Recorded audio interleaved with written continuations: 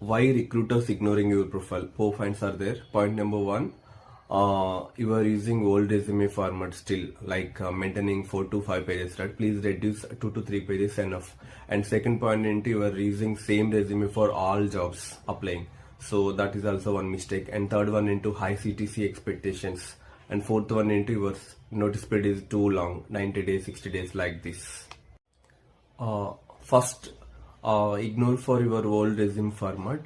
6 pages 5 pages 4 pages ఉంటాయి కదా, అక్కడే మీ ప్రొఫైల్ ఇగ్నోర్ చేసేస్తారు వాళ్ళు. అక్కడ మీరు ఏం చేయాలంటే 2 to 3 pages కి ఎడిట్ చేయండి, సింపుల్ ఉంచండి. సో అక్కడ వర్కౌట్ అవుతుంది ఫర్దర్ గా వెళ్ళడానికి.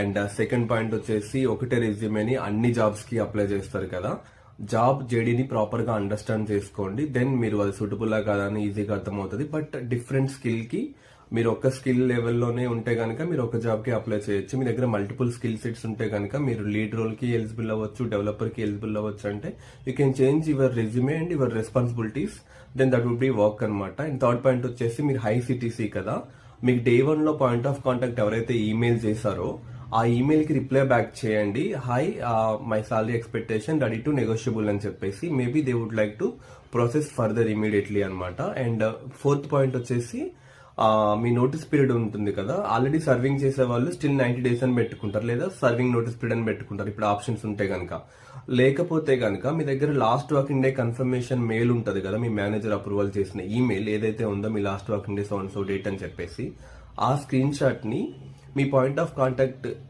డే 1 లో మీకు ఎవరైతే మెయిల్ పెట్టారో వాళ్ళకి మీరు ఈమెయిల్ చేయండి. ఆ స్క్రీన్ షాట్ ని వాళ్ళు ఫర్దర్ ప్రాసెస్ చేసేస్తారు. ఇంటర్వ్యూ కూడా త్వరగా అయిపోతుంది, ఫర్దర్ ప్రాసెస్ కూడా ఇమీడియట్ గా అయిపోతుంది. Thank you.